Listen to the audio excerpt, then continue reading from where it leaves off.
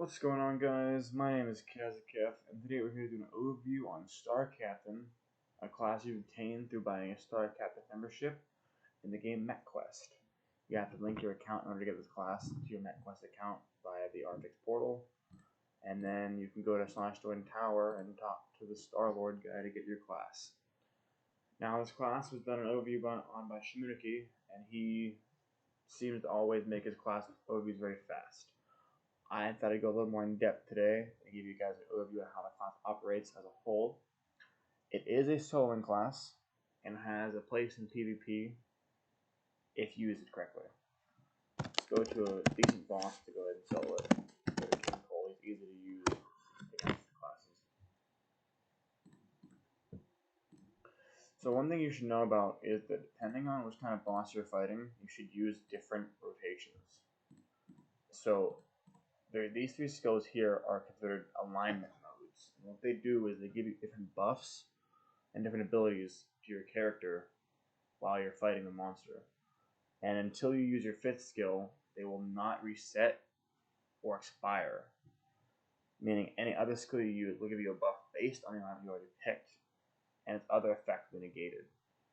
So we'll start with Wolfblade mode. When you apply it, it'll gain you 20% haste, and your damage output will go up by 1%, which stacks up 25 times for 20% total.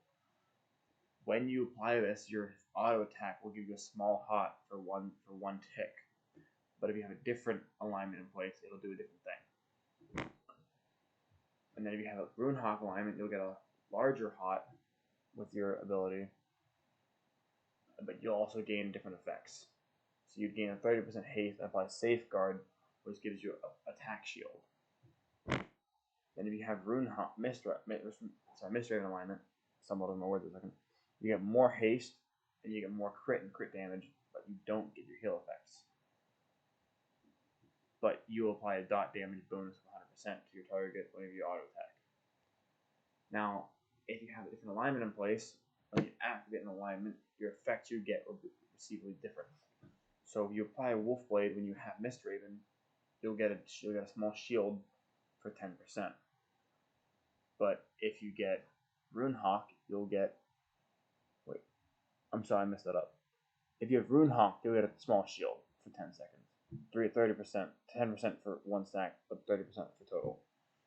But if you have Mistraven, you'll reduce your opponent's dodge and apply a DOT. If you apply Rune Hawk when you have something else, Wolfblade will give you the increase to your damage, and Mistraven will give you a DOT and a dodge buff to yourself. Or DOT for the opponent. Mistraven, when you have something else, will give you Wolfblade, increasing damage by 2% for 8 seconds, stacked to 50. And Rune Hawk, when you apply Mistraven, will give you a 10% physical and magic resistance, stacked into 3 times.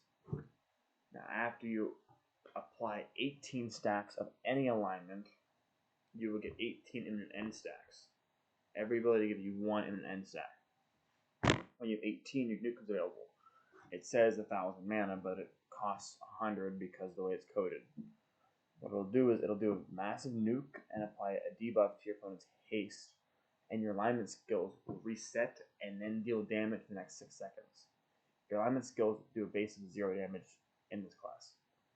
And whatever your alignment is, your opponent will take a debuff from that. Wolfblade gives it a 4-second stun, Rune Hawk gives it half damage, and Mistraven does another massive nuke.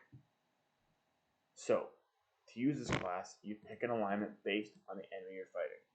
A low damage enemy with low health, you want to use Mistraven. I'm sorry, Mistraven, yeah. Because this has the most damage output. If you're fighting a boss that has high health and medium damage, you should use Wolfblade because it gives you a heal as well as giving you decent damage. If your boss hits hard, you want to use Rune Hawk, which is the least amount of damage but gives you the most sustain. So to show you this, I'm going to show you how to use Mistraven against King Cole. I want to start with Mistraven alignment, and I want to keep fighting all my skills and just spam them. And then once an end arises, I want to use that. As you can see, I'm getting a lot of zeros and a lot of 1,000s. The 1,000s are my auto attacks, and the rest are my other attacks, doing 0.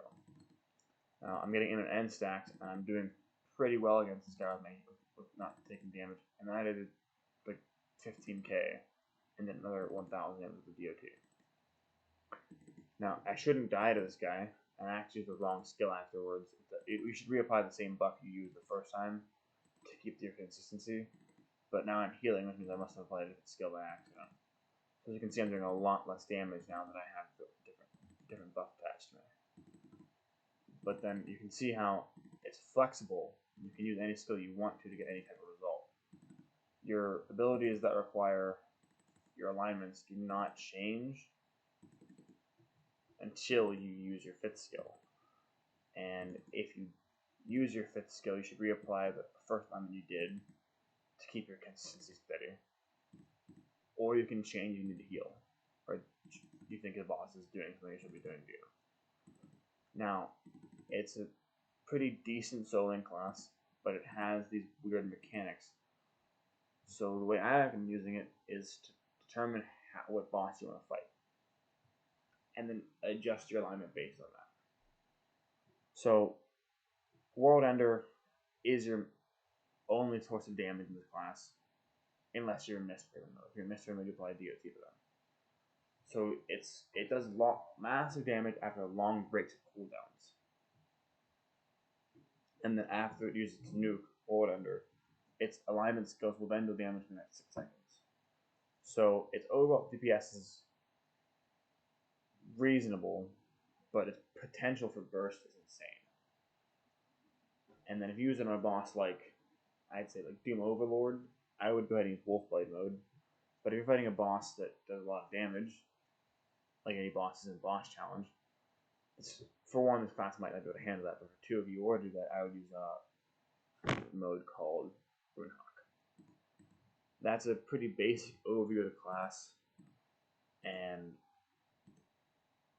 it's easy to get if you want to spend the money for it, and it's worth the money for it if you PvP, because you also get the Star Lord class, which is great in the non-FP PvP system. Star Lord. And I was trying to make a case for this class to be in the non-FP system for some reasons.